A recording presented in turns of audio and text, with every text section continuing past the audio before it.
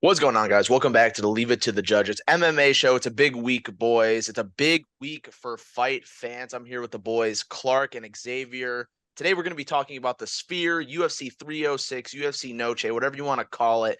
First event in the Sphere, a whole lot of hype around this. But today, we're going to be focusing on what really matters, the fights, folks. This card, it's good for if you're Hispanic, a lot of Mexican fighters. A lot of people are complaining about the card, saying it's underwhelming considering the circumstances. What are your guys' thoughts on the card as a whole?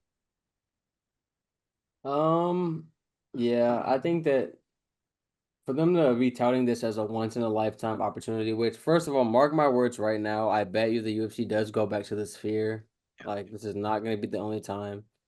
It's one of many things that Dana just says for shock value and shit. I heard that they're not even like selling that well just because of competing with the Canelo fight and shit. Like there was I don't know if it like what the case is now, but there was like over 200 two I mean over 2,000 tickets still available and shit like a week ago. Like They're just outpricing their fans. It's just too expensive.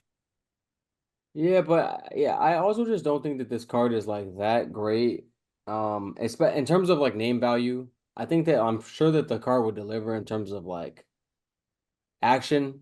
I don't think that fans are gonna leave the card disappointed, but in terms of name value, you would think a card like this like should have a main card of fight night headliners, at bare minimum, and that is not necessarily the case here. I think after the Ortega Lopez fight, like it takes a significant drop off with the Zellhuber Ribovics fight, but I'm excited for it, man. Especially the top fight and the Brian Ortega Lopez fight, like those two fights kind of carry this card for me. I mean, of course, the Shevchenko too, but like those two fights in particular that I'm like really excited to see. And I don't know like which way it's gonna go more or less, so it's like that excites me. Gotcha. Yeah, Let's say you, Clark. this card absolutely like I'm not gonna say it's bad. I just wish there was more than 10 fights. Like, what are we doing here? Like, I don't understand why there's only 10 fights. Um, Probably because of production they have to put on at the Sphere, probably a money thing, but I just wish and first off, Ronaldo Rodriguez and Ode Osborne opening the main card. Like, come on now. Yeah. It definitely should have been what I'm looking at least. Manuel Torres versus Bahamunez should be the opener of that. I would have even rathered if they just did a Richie Ling versus Rosas just to get him on the main card again, man. Just Yeah. because I I mean, mean, I know he had a little speed bump, but like, he rebounded and shit, and I still think that like he is one of the main Mexican prospects on the rise that they should be looking to build with this spotlight. Getting a win on like the main card would be a lot more beneficial than like a fight that no one's well, not no one, but like a lot of people are probably gonna miss. It's the first fight on the card, so it's kind of like, damn. Some people are not even gonna be like settled by that time this fight's over, and like I feel like it's just a misplay to me. yeah, I mean, Josh Van just came in last second versus Charez, and I think that's a more interesting fight.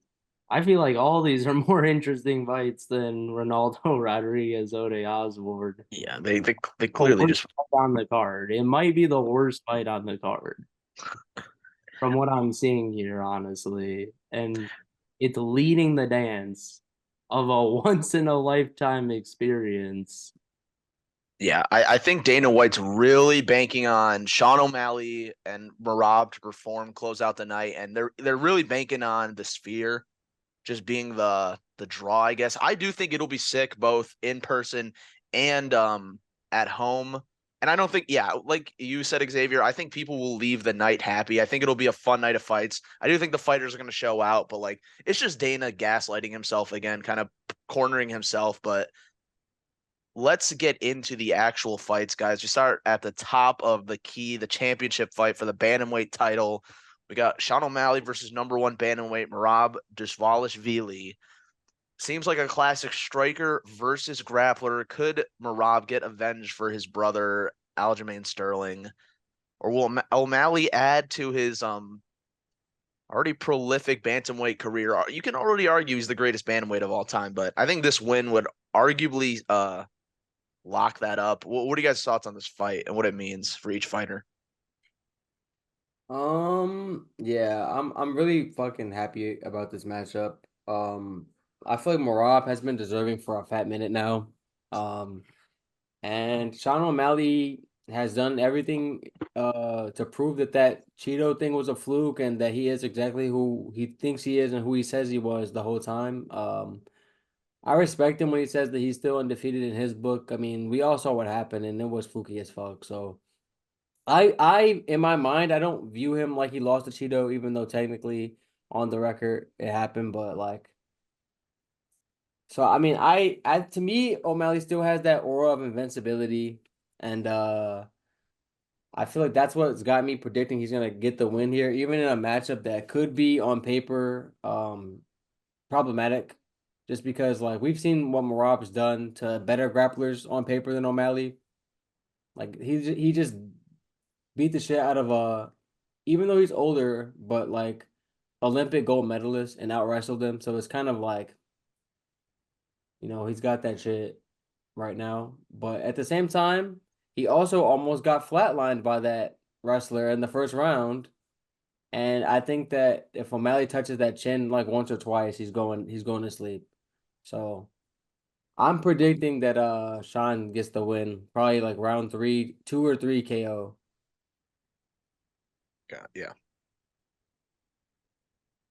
You Yeah, go ahead, yeah, Clark. yeah. Um, I know the UFC wants Sean O'Malley to win this fight very Badly. badly because if it turns into a Marav takedown fest for 5 rounds at the end of the night, I know for a fact Dana is not going to be happy. This is the matchup you put on for this card. It should have been, well, first off, it should be Sean Marab and Taporia Max. I don't get why they're both not on this card. That makes so much sense to me. I get why you made it a main event, Oil money. That's why, bro. 307, but whatever. Like put it on the once in a lifetime card worth 20 mil, but that's whatever, I guess. But looking at the fight, it's pretty obvious. Uh Sean's just gonna have to avoid the takedowns, work on do his lateral movement thing, pick on the feed. They are so far apart. Sean is clearly the better striker by a country mile. Ray Longo, man, I don't know what you're teaching these guys in the gym. Apparently, not how to punch or throw a punch, just like Pillow Hand Sterling. No one knows how to throw a punch at that gym, shockingly. But we'll see. Moran maybe can get on the inside. Maybe he's quick enough. I think he's quicker than Aljo. I think I'll give him that. And I think it will help him in this fight. But the chin is just not there. The chin is not there. I guarantee it's not there. And I think if Sean gets one clean shot, it'll look exactly like the Aljo fight. Like exactly. And O'Malley ain't no Moraes, I'll tell you that right now. Hell no. Oh yeah. I mean, and Moraes probably gassed out after that punch. He thought it was over. He probably gassed out like right then and there. Like he was like, "Oh, 2 minutes are up. I have to quit now." I mean, No, you got to bring him into this. I got to, man. The gas out merch. He might be the worst gas out merchant I've ever He seen. could have been bantamweight champ. He could have beat Cejudo, but he gassed out. He was beating his ass. People forget that. I feel like I know. he's one of the most talented gas out merchants I've seen. Like for like 3 minutes, he's an absolute phenom, and then like it falls apart so quickly if he can't get you out of there. Yeah. And it shows how bad you are, Aljo, by getting KO'd by that man in round two or whatever it was. But that's in the past. But I'm of course picking Sugar Sean O'Malley because this man's the truth. He is the Conor McGregor 2.0. He will be I don't know if he'll be the biggest star because I think Pahea has reached that point at this point in time, and I don't know if he would go over him, but it would be a big moment where he would be like right with him, I'd say. Yeah. Right now, besides obviously Connor, who's like, a little active, John Jones is still clearly a bigger star, but, he's towards the end of his career. I would put Sean O'Malley at 3 in terms of stardom. I would go Pereira, Islam, O'Malley probably. No, I'd say Sean's a bigger star than Islam. I don't know, dude. Just the whole Nurmagomedov thing, especially for hardcore fans. I But feel like, I but they think don't want to see him lose. I think bigger star is like more of a casual like thing to me because I would even say like probably O'Malley might be like I bet you there's kids who do not even know who John Jones is that know who O'Malley is realistically. I think that John Jones is like his longevity and legacy keep him like ahead of O'Malley in terms of stardom, but like I would say it's not that far off. And like I think like one more ESPN highlight reel or like one like two more wins for Sean, and I would put him like right up there with anybody in terms of star power. Okay. I would say. But Also, let's just admit it, the man has staff. The his man what? has staff. Oh, staff. Oh, Yeah, yeah. I mean, he literally posted it, I'm pretty sure. Wait, who? Marab. Bro, this man has staff. He has cuts. Like he's coming in here all kinds of fucked up. He's like, I don't know if he's messing with Sean, but he's like putting all these built-in excuses in. I feel like that's the reason the like betting line has shot up for Sean. Like he's now a minus 135. He was an underdog like a month ago. Yeah, Marab was a 2-1 favorite when the fight got announced. And now, like, I think because of all this staff shit and everything he's posting and whatnot, is now causing it to flip the other way, which is deserving. I mean, he's gonna KO him because Ray Longo, his coach, Aljamain's gonna be in the corner saying shoot, shoot, shoot, and nothing else on the feet. He has no advice there for him, Yeah. obviously. And it's gonna be the exact same fight as the Aljo O'Malley fight. And as long as O'Malley doesn't pull a Leon here, because I do expect Bilal or Marab to be like very more intense on the pressure than Aljo was. Aljo was keeping the distance a lot. That's fair. So I definitely expect Marab to like get in there more.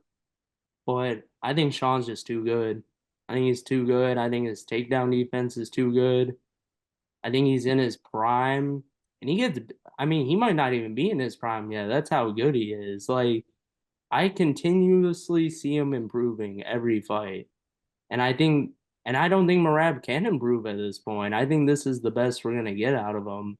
I agree. Yeah, I don't know what surprises Marab can bring to the table. I will say I do think it'll be a harder fight than the Aljo fight. I think I've been underestimating Marab just a little. I'm still picking O'Malley by KO. Just also the size difference is insane. The reach difference is pretty insane. You guys already said it. Marab has been chinned by lesser strikers multiple times. And this is what it comes down to for me.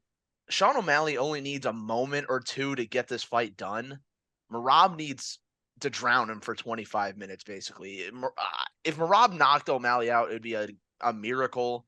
Marab needs to win by decision or submission, and he's not even really a submission guy. If you look back at his wins, he's more of just like a smotherer, like a Colby Covington type. And O'Malley does have good jujitsu, and I don't think he'll get submitted. So the only way I see Marab winning this is by a hard fought, like drowning decision.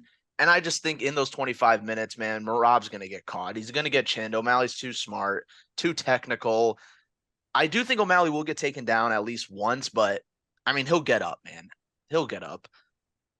I think for me, this fight just comes down to one thing, which is that every fight starts on the feet, every round starts on the feet. And I think that also for like all his takedowns, Marab has never been like you said, he's a more of a Kobe Covington drown you merchant. Like people can get up and escape Marab's top control. And then Yeah. like he was just the only thing is like he's just persistent. And then once you and eventually totally gas out, like probably like after 4 rounds of it, then it starts to like he starts to settle on top and be able to do some more damage and shit. But like good luck doing that for fucking 3 rounds without getting punched in the face like clean like once, you know what I mean? I Yeah. feel like that's really what this comes down to. I could see a world where Marab is winning rounds and then O'Malley chins him Mhm. um pretty easily, I would say. I think he'll for sure get a takedown in the first round. If he doesn't, then the fight ends in the first round. I will tell you that. If he Yeah. doesn't, or if he doesn't like significant, even if he doesn't get the takedown, if it's not a clinch fest or like a tie up fest, like if they're Yeah. at range for a whole round, I don't think that Marab leaves any round, especially not the first three, while O'Malley's fresh, like without getting chinned. Yeah. I don't think he'll make the same mistake Aljo did, which was he just was like, I don't know. He was just not wrestling enough. It was simply that's the only way I could put it. He didn't wrestle enough, in my opinion. Because he was scared. Because he was scared. And I he mean, was I would be more scared to be standing with Sean than shooting. I would be shooting for my life, because Ray Longo probably told him, "You can strike, Galjo. You can strike." The probably. yes man himself. The yes man himself. But yeah, I guess we all have Sean O'Malley via KO. Besides the decision, do you guys think Marab has any other avenue to get this done? Hell, Yeah, I think that like, oh hell no, I'm dead. I just think that like we really haven't seen O'Malley push 5 rounds. Um, and even though we saw him go a hard ass three with what's his name? Jan. Jan. Yeah. So we know he has like at least 3 rounds of cardio in him. But like I he think did that the we've last seen fight. I think that we've seen that oh, you mean against Cheeto? Mm-hmm. That's true. That's true. I forgot about that. Yeah, but I would say like like Cheeto wasn't really like putting that much like out there on him. I think this is a whole different level of grueling pace. Yeah. And I've seen Marab like just grind people to a pace like he's the ultimate grinder type in modern UFC, modern MMA. So I think that I could see a world like I don't think it's gonna happen, but I think that it's possible he can get a late TKO if O'Malley just is completely gassed and like he just eats a couple unanswered strikes, but I don't see any world where Sean goes to sleep at all. It might be like a Izzy type uh situation where he's just like, oh, like more tired than rocked, and then he just kind of. It depends on who's the ref, man. If Herb's in there, anything is possible, bro. I Yeah. swear. The UFC is praying to God that Sean O'Malley gets this done.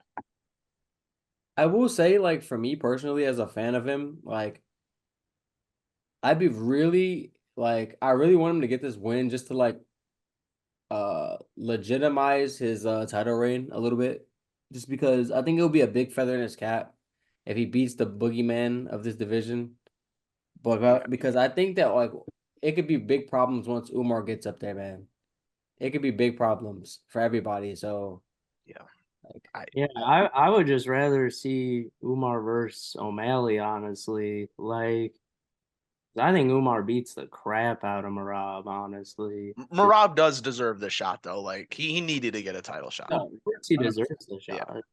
I know 100%. what you're saying though. Umar's definitely more of a draw. I just think he's just like a bad stylistic matchup for everyone. Like he can I think he has the defensive wrestling to be able to like keep it on the feet enough with Marab to find the chain, TKO him. Yeah. And I think that he has the wrestling ability to probably I mean he has the striking ability to hang with Sean, I feel like, and like the takedowns and daggy grappling to probably win in that department, I would say.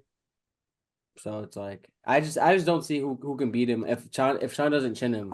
He could chin him, but like other than that, I don't see him winning a decision against Umar.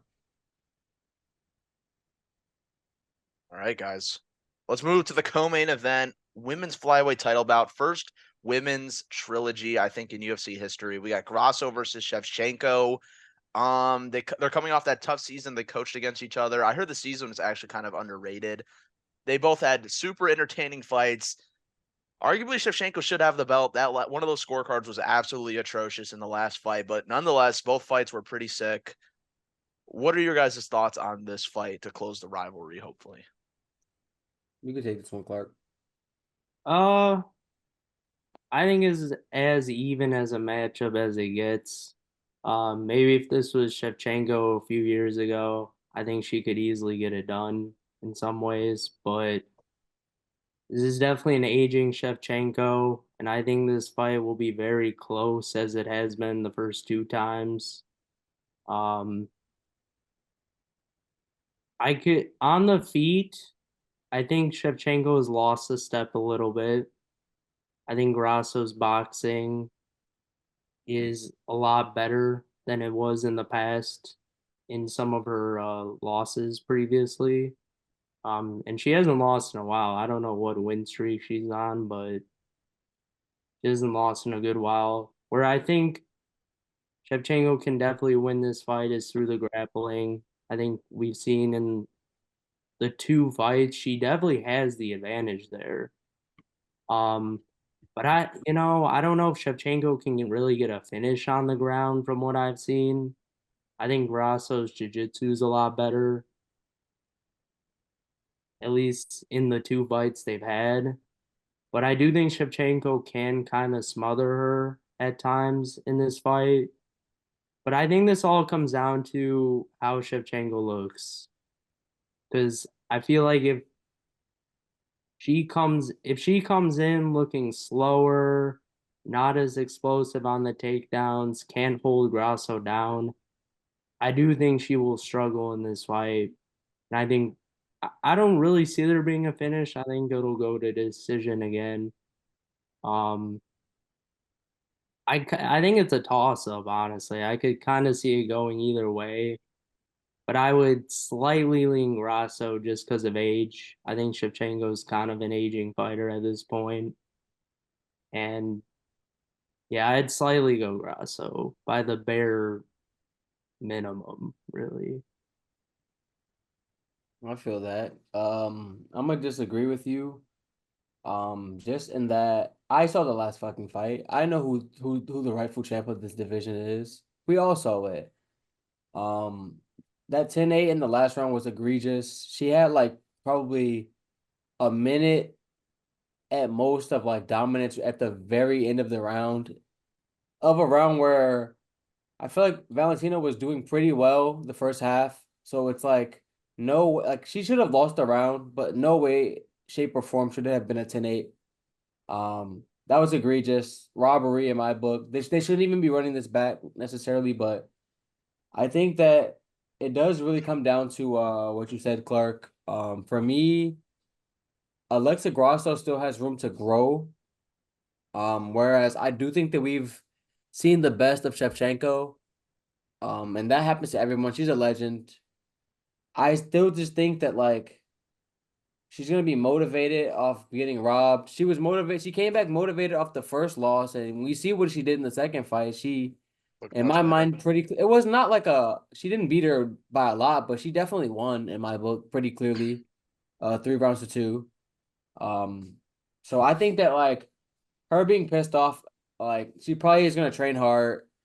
I think she has at least 1 or 2 more good performances in her, and I think that she should have enough to beat Grasso. Like you said, in the grappling department is how I see it, her getting it done. Um, I wouldn't favor a finish, but I could see if she found one potentially. But I'm gonna like go ahead and predict that she wins by decision this time. Just like I just feel like she just has to not make any mistakes. I feel like the one thing I've noticed about her, like that really tells me that she's aged, where I see it the most, is one in the striking a little bit. I don't think she eats punches as well as she once did. But I also think that I think that for so long Shevchenko like was looked at as like an unbeatable force because she didn't make any mistakes. And I think that every once in a while she will make a mistake that I don't think she would have made in her prime. And that allows Grasso to capitalize and take rounds. or in the case of the first fight, take the whole fight. I feel like that's the only difference is I've seen Valentina start to make a couple more mistakes than she used to, and like if Grasso can capitalize on another like mistake like that, uh, she could pull a win out the hat. But I would say that like if Valentina like doesn't make that many mistakes, I think that she's still the better fighter. Yeah, this is very close, but I'm gonna lean towards Valentina, kind of based off what X said. Yeah, it's just really close, but this is gonna sound weird. I do agree. Grasso definitely has more chances to grow throughout her career. Like we've definitely seen them like the most out of Shevchenko. But in terms of this rivalry, I feel like Shevchenko has a lot of places to grow. She just looks kind of off in some of these exchanges. She's not used. I feel like we never see her get caught that much. Yeah, like you said, she doesn't take the punches as well. But this is one of those things where like I'm gonna put my eggs in the basket to for the legend one more time. I think she'll do just enough to get it done. I did think she won that last fight. Grasso is great. I do think she has better jiu-jitsu. Shevchenko has better wrestling, and I still think Shevchenko is a better striker, not necessarily boxer, but overall striker. And I think she'll be able to put it together one more time to get another very close decision win over Grasso. But besides the fight, guys, are you guys sick of this rivalry at all? Like, I feel like there's been a not turmoil. There's been a lot of turmoil at the top. This rivalry's been going around for a minute. I feel like there's a lot of up and comers that we kind of want to see get title shots. What are you guys' thoughts on what this fight like? This rivalry ending and what it means for the division for flyweight. I think that we're also not like a Juliana Pena level, like fluke in the pan. How she won the first fight against, I mean, how she won her fight against Nunes. To me, like, I think that Grasso's level is currently like deserving of being like championship level. I think she's proven that in the two fights so far that she's at least at Valentina's like level. But personally, like I think that Valentina, had she had won the last fight how she should have, this fight would not have been booked a third time. And I personally would have rather seen Shevchenko against some of these other women in the division, building her resume, like stacking her resume up a little bit more. Um, I think Grasso will probably get the title, even if she doesn't get it here at some point again in her career. She has like that runway of career left, and she's gonna be like she's at a point where like she's always gonna be like one as long as she doesn't go on a two fight skid, she's always gonna be like one good fight away from the title shot at the top of that division. So like once Shevchenko retires or loses to someone else, I see them giving Grasso that shot. But personally, yeah, I don't think that I needed to see this fight again.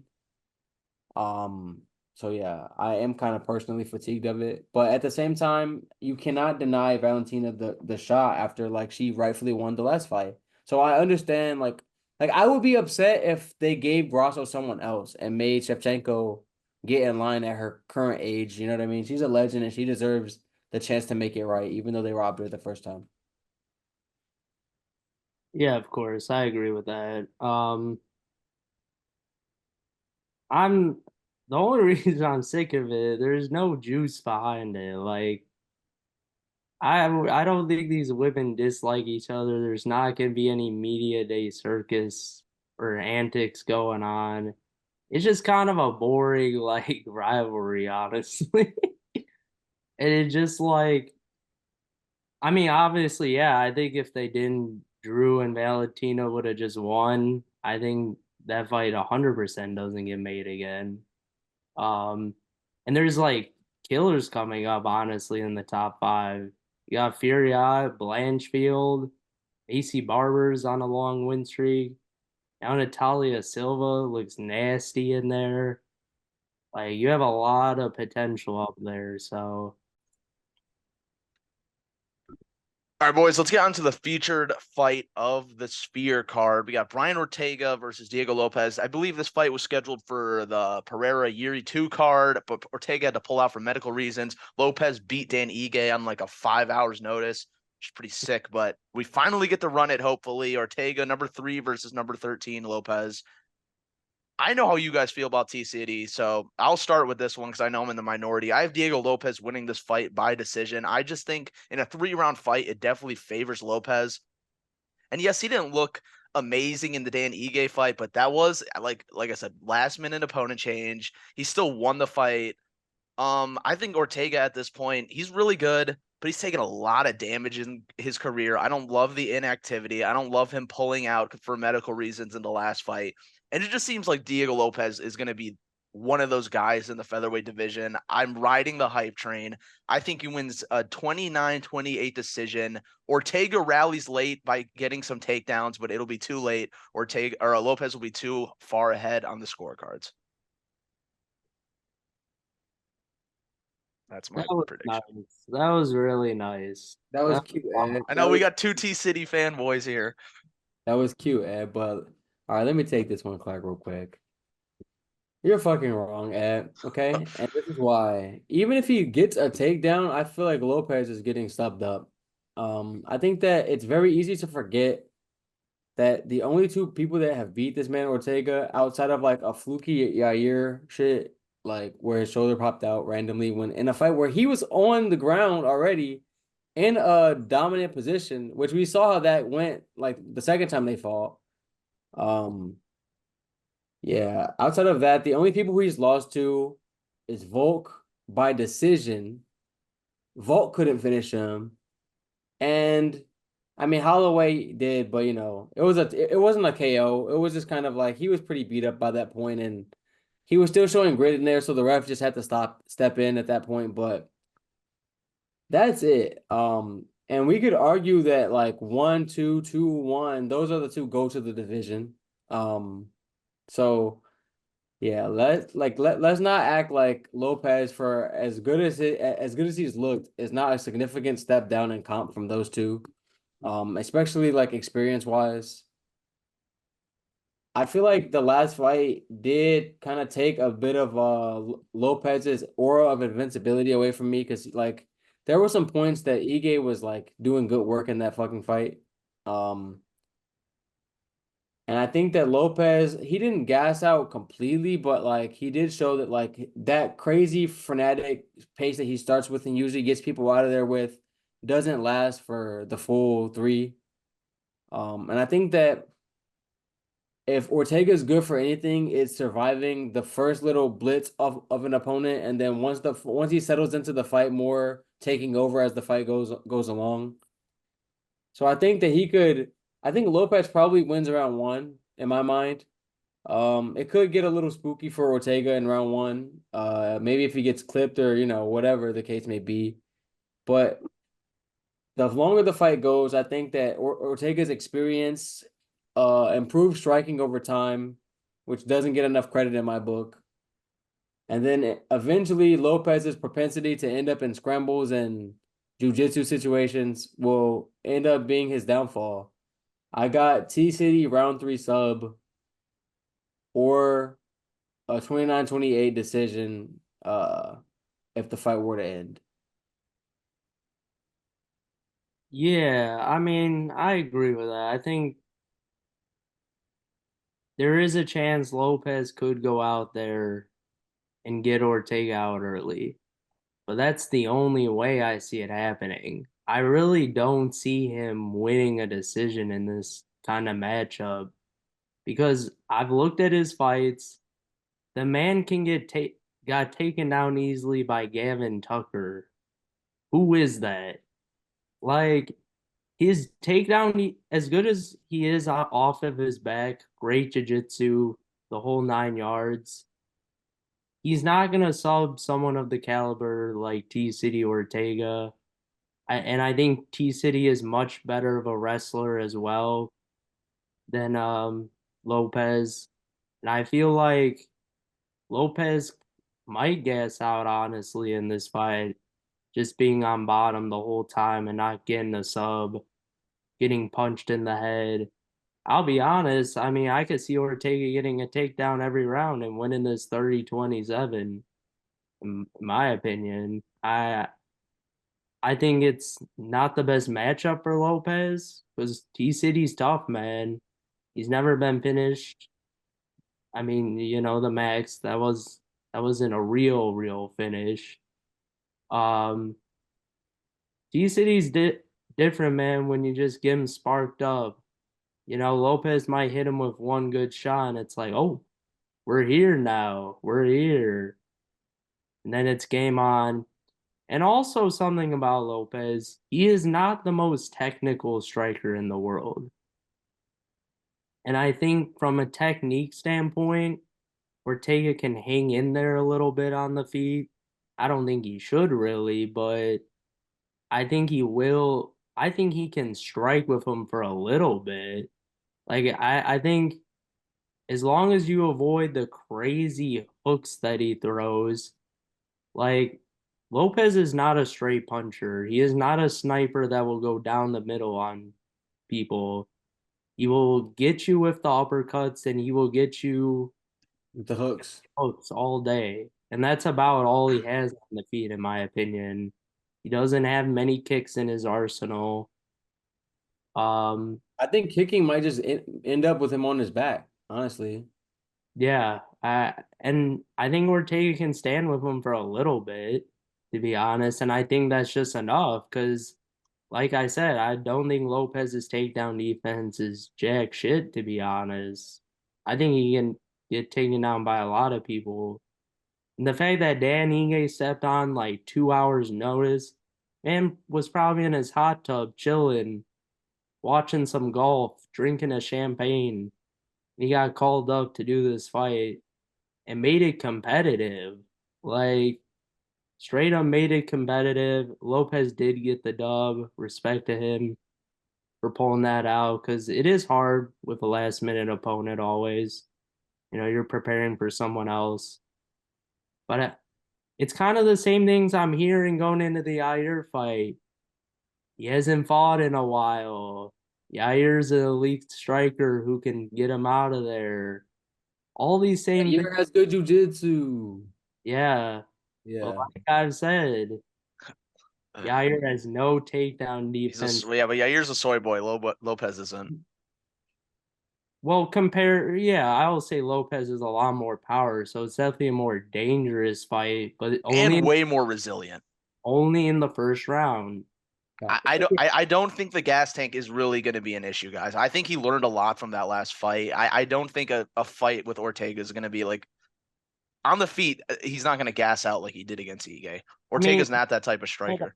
The Ed, way I will agree with you, Ed, in the sense it is an advantage for Lopez that this is a 3 rounder.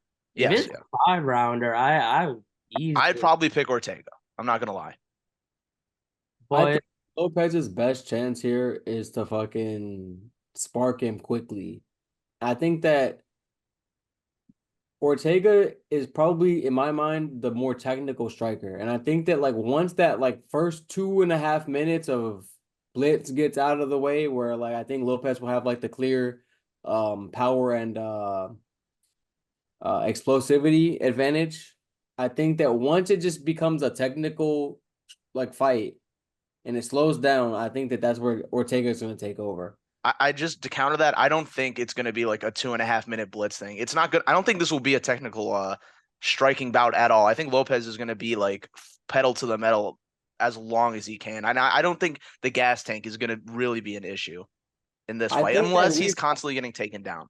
I think that we've just seen that like pedal to the metal, like he gasses out, kind of. You know what I mean? Like, and that was against a man that was probably drinking a beer before they said, "Hey," they tapped him on the shoulder in his chair and were like, "Hey, can you come save this for us?" Like, come on, man. Like, I think that we've just seen that like he can't keep his foot on the gas the whole time. And I think that if anything, if he does, the fight will probably end up on the ground where there's bad news bears for him. So I don't know, man. I think that the more that this fight is like frenetic also, and it's just a bunch of scrambles, I think that that could just lead to him getting subbed up. So I don't know, man. I think that plus 145 is a steal, honestly. I I also think, oh, go ahead, Clark. I just have a hard time seeing Lopez winning a decision. I really do. I just don't see it really. Like if the fight enters like the second and third rounds, I think Ortega takes it over more and more. I just look at this as like a passing the guard type fight. I think Lopez is the real deal. I'm really riding the hype train. Also, I think this fight is going to linger on the feet much longer than you guys wanted to. I think you guys are going to get frustrated on how much T City wants to stand or will end up standing with Lopez. That's what I said. I said That's what he I'm could. saying. Yeah, and I don't think that's a good thing for T City. He should use his wrestling. But okay, but once Lopez gets all berserk, goes in there, and like I said, once T City claps his hands together around his body or whatever, because Lopez can probably get taken down by anything. I I think that's a big issue. I feel like it's the jujitsu curse, man. Jujitsu curse. Like these jujitsu guys, they think that they have good subs, so they like willingly go to the ground and don't realize that there's levels to this game. And T But yeah, City, like outside of like a Oliveira, is the highest level to me, like in the UFC, like of jujitsu, really. yeah, and Lopez will stay on his back head. He will try to get every submission in the book before he ever tries to get back up. No, I do think he'll get taken down once or twice in this fight, but I just got him winning by this 28-29 personally. I just think that like you guys don't realize how much of like a finisher Ortega is in these fights. Like most of his fights is not him having significant control time or whatever. Most of his subs come like within a minute of the fight hitting the ground, honestly.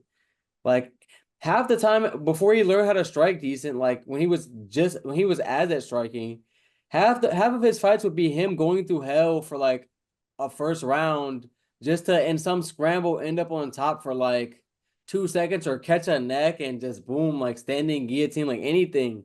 All he needs is 1 second. And I think that Lopez and his frenetic style is just gonna provide multiple opportunities for like that 1 second that Ortega needs to sub him up. Interesting. All right. Well, I guess we disagree on this one, boys. Anything else to say on this fight? This is a banger fight, though, and this Yeah, does mean a lot for the division. facts. Do you All guys right. think that Ortega should get the next shot if he does win the chip? I mean, Let me if he look. does win this fight? Let me look at these rankings. I mean, I say he does. I feel like he deserves it. 50-50. He It, might. it.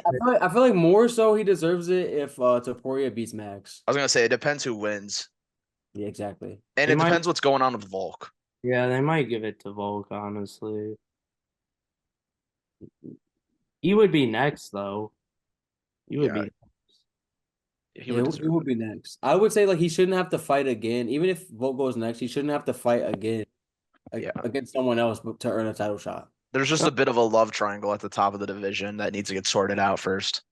I agree Also, with. go ahead. I agree with that, X, but he might have to wait for it. Yeah, I was gonna say, dude, Ilya versus Max next month might be fight like most excited fight I am for the whole year. That is gonna be epic. That's gonna be awesome. But let's move on, guys. Unfortunately, this is where the card takes a bit of a dip, but nonetheless, we're gonna talk about it, boys. And I got a bit of a hot take on this one. Um, future champion Daniel Zellhuber is going to win this fight, first of all. That's my hot take. I think Zellhuber is a future champion. And when I say future, I literally mean 5 to 8 years in the future. He's only 25 years of age. So I mean way down the line. He's not going to beat Islam and all that. I mean, like, he's the future. I think he's going to win this fight. Ribovic is dangerous. We saw that in his last fight against McKinney. He knocked him out bad. But I think that this is going to be mostly on the feet, and Zellhuber is a much better striker in my opinion. He's one of those guys who's really tall and lanky that knows how to use his length. He has a 94 takedown percentage for defense. He has a 56% strike accuracy. And Ribovic has a very strong case of T-Rex arms, which is not going to help him against one of the lankiest strikers in the division. So I'd like to say Zellhuber gets a finish, but he's been kind of a decision merchant lately. I'm going to go Daniel Zellhuber by decision. But yeah, I do think this guy is legit. I don't know if I'm quite with you, ready to crown this man a future champ, but I will say that ever since his loss to Trey Ogden, I think he's on like a what? Let me see, 3 fight win streak. So I mean, he clearly, has been kicking ass. He got 2 finishes. I mean, wait, he One got finish. one sub, but like two pretty clear decisions his way. And I mean, like you say, he's only 25, right? Yeah. I mean, he's got hella time in the game left. I think that his reach should just be too much for for Ribovix here. Ribovix is good. He's not like a pushover, and I feel like this is a nice little stepping stone fight for him. For Mexico to get a dub here. You have to really remember like what this card is. Um, it's a Mexican Independence Day fight. And for these kind of events, they typically give the whoever like the hosting country is or like the you know the like I guess this is in America, but you know what I mean? Like the like Yeah. this is for Mexico. They tend to give those fighters favorable matchups largely. And I think that this is one of them. Because like you said, the reach advantage should like let Zellhuber strike and maybe get a finish from the outside. Yeah, I'd have to agree with everything you guys said. I think Zellhuber should win this fight. I will say though, he does get hit a lot in his fights sometimes. So I feel like as long as, but because of the reach, I think as long as he uses his distance control well, can pump out the jab a lot, I think he should have success because I do think Ribovic is like very similar to the last fighter Zellhuber fought, which I believe is Prado. They're very similar. They're actually both from Argentina, Yeah. so it's kind of funny. Um, they're very similar, but I do think Ribovic is a step above Prado in a lot of ways. Definitely from a power standpoint, that was in a very impressive head kick finish on Terrence McKinney, who kind of at this point has no chin. I've realized that in his fights. Facts. And no grit a lot of the times as well. And I hate to say that because I think Terrence McKinney is very Yeah. talented. At one point, I feel like he was kind of good, like really good. Yeah, he's very talented offensively. I think he just kind of his defense isn't there. But Norris's chin for sure. yeah. And but I think Zellhuber should win. I think it's a good matchup for him. They're going to be on the feet the whole time. I doubt Ribovic is shooting for a takedown. But if he does, I think Zellhuber stuffs him. I actually think Zellhuber might shoot for a takedown because why not? I think he's the better wrestler and grappler on the ground. And from what I'm seeing, significant strikes landed per minute. They're both very high in that. They love to just throw hands and go for it. And I feel like in a fight like that, you're always going to take the younger guy who's taller, has a longer reach, very dynamic on the feet. I will say though, Ribovic, I think a way he can slow Zellhuber down is definitely the leg kicks. I think kicking game wise, he might have the slight edge over Zellhuber in, and I think that's how he definitely can slow him down. Um, but I just think the reach is a big problem in this fight for Ribovic, and I think it'll go to decision. Honestly, I think Zellhuber just keeps the distance and gets it there. I don't think it'll be super easy, but I think he can do it for sure. Future champ though, I need We'll to see. see more Ed. I need to see We'll more. Fair see. enough. We'll Fair see. enough. More. I'm not willing to say no. I'm just willing to Yeah. say I have not seen Right. enough to like, justify that take. But I get you. Exactly. Yeah. Fair I enough. feel like Peyton Talbot a more likely champ in the future than him. In Oh my mind. yeah, I mean, definitely. Yeah. Talbot's nasty. All right, though. Clark, why don't you bring us through the card opener for the $20 million Sphere card once in a lifetime? You bring us through the opener, buddy. Oh God. Well, we got Ronaldo Rodriguez versus Ode Osborne. Um, it's a joke. What a joke of an opener here. Probably the worst fight on the card, whole card somehow is the opener to the pay-per-view. But I think honestly, Ronaldo Rodriguez should probably easily win this fight. Um, 16-2. He's on a big win streak currently. Looked pretty good against Bondar, who I do rate him a lot more than Ode Osborne, even though I don't know if Bondar is a win in the UFC. I think he's only had like two fights, but just from what I've seen in the past from Bondar, I think it was a very nice win. He finished him as well. Rodriguez does have a good finish resume. And I think Osborne, pretty decent on the feet. I'll give him that. But he has a lot of, he makes a lot of mistakes. But I feel like in this fight, Rodriguez has a huge advantage in the grappling and wrestling. And I think that's honestly where he'll take it in this fight and just kind of grind him out or get a sub. I think that's how this fight's gonna go, honestly. I think it'll be on the ground mostly because I think Rodriguez will just take him down the whole time. Maybe get a TKO finish, ground and pound. Who knows? Honestly, it's kind of a weird fight. Um, the odds are very close, surprisingly. I think they're just maybe banging on the fact because Ode Osborne does have some nice finishes on his resume. He definitely has a pop in his punches sometimes, but as we've seen him go along in his UFC career, he's not getting better. So I think Ronaldo Rodriguez should kind of easily win this. Um, ooh, voice crack, fuck. But I think Rodriguez, like honestly, I'm surprised the line's as close as it is, to be He's lost honest. 3 of 4. Yeah, exactly. I mean, he hasn't been doing well. So I think Rodriguez wins this pretty easily. I'm gonna say sub first, second round. I'll give it second round. Yeah, I don't have too much to say about this fight. Ode, while he has some impressive skills and he is like pretty explosive, but I mean to me he's a journeyman at this point in the flyweight division.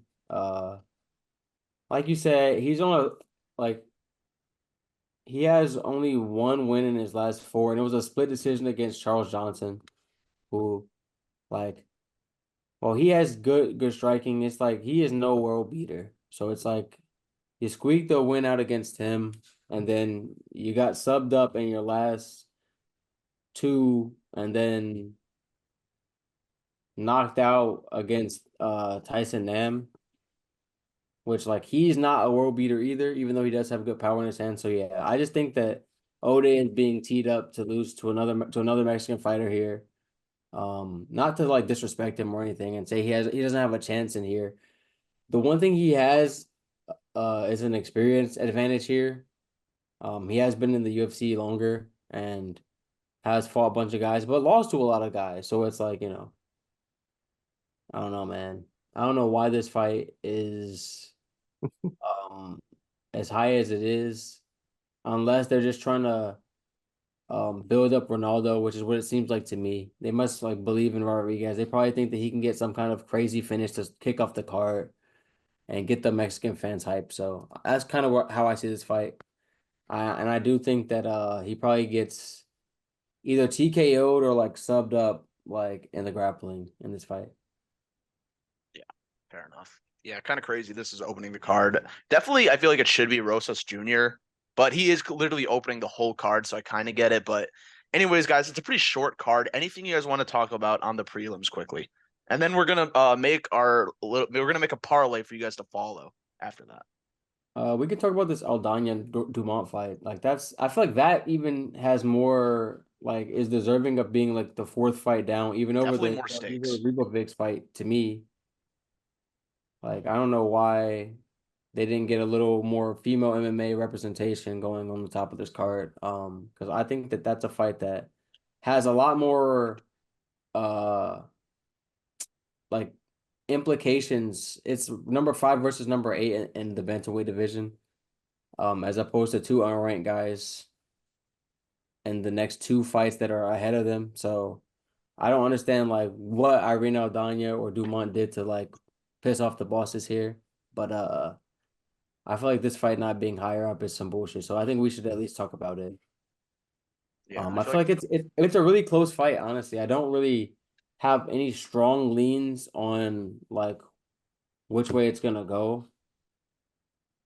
So what do you Donna's guys usually in pretty fun fights. Also, I would Yeah, lean Aldana. Yeah, I I, mean, the I fact that Aldana went 5 with Nunez and survived shows me she has grit. So yeah, I'm leaning her, but I think that Dumont really live as like a slight underdog. Yeah.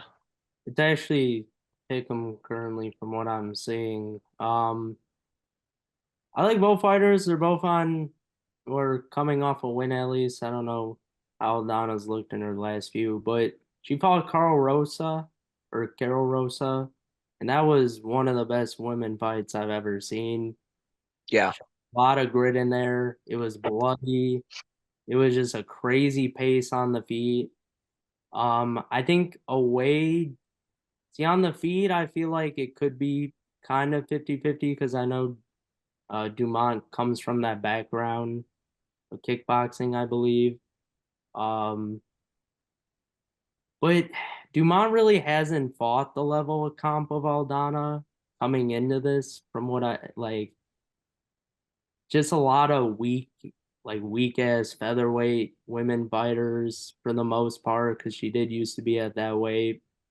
I think where she could give Aldana trouble is through the grappling. I think she is the better grappler of the two, and I think that's her way to win the fight. But I think this will mainly be on the feet, and I think Aldana can win that honestly. But I don't think it'll be easy, but Be a fun fight. yeah. Alrighty. Any other fights, boys?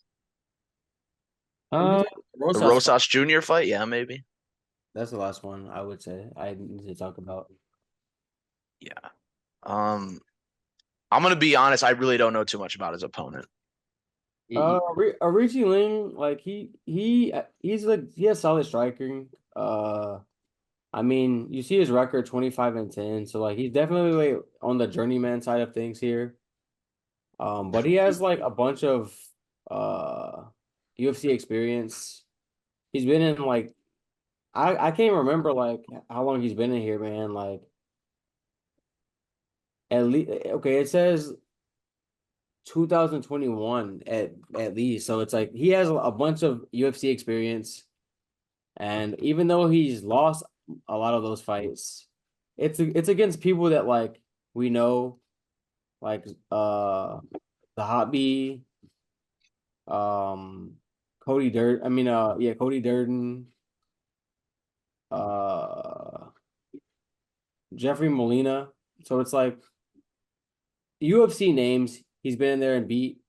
So it's like that experience always gives him a chance because we've seen that like if Rosas Jr. gets stuck on the feet for too long, it's not always like, he's not there. He's not fully developed yet. But the thing is, I think Orichi Long is more of a striker, and I don't think that this fight's gonna be on the feet for long. I think Rosas is gonna take him down and sub him up pretty easily. oh wait, what was his last fight? I cannot find this man. Orichi Long last fight was against Don't tell me it was that Costa fight. no, it was against Daniel Marcos, but it says could not continue. So I don't know what that means. I forgot like what happened. Okay, he's not the man who choked in over 2.5 for me. Okay, good. But Uh, before that he beat Johnny Munoz.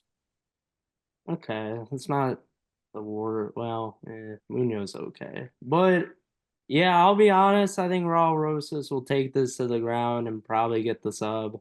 Um, I think also, on the feed, I think he's improving every day. He's still pretty young though, so he's gonna definitely want to take this to the ground. I think Not he'll. even pretty young, like super fucking young. Oh Like yeah, he's you're like not even 20. 19. Yeah, Yeah. 19. That's crazy. Still, he's been here since he's 17. Still wild. Um, yeah, this is a fight they've layups the Rosas Jr. to get the win. As experienced as Erlang is, I just think Rosa's talent is gonna shine in this fight. There's a reason he's like the only real big or huge betting favorite on this card. It's almost minus 1,000 now. Um, and I think he gets the finish, honestly. I think he finds Uh, the choke probably in the first round, maybe the second, but I think he gets it done pretty early. Puts on a good show for the fans. Stardom continues. What's that bullshit? He says, sheesh wee wee or She some wee wee. wee wee wee. Cringy ass. You're a cringy motherfucker, but I fuck with you, Rosas. You're a kid, so you can get away with it. You can get away with it. It's all good. All right, guys, but let's really quickly put together a leave it to the judges parlay. Now, how many legs we rocking with here? I'm gonna go 4 here. Okay, Yeah, I think so. Do you guys want to all have the same one? No, I mean, I feel like I don't know. I don't know. Maybe we can like all make our own 4-legger and then like, if we just see where the overlap is. Because I'll tell you right now, not my most confident pick, but like if you want to make some money here, I think if you parlay Sean O'Malley, T City,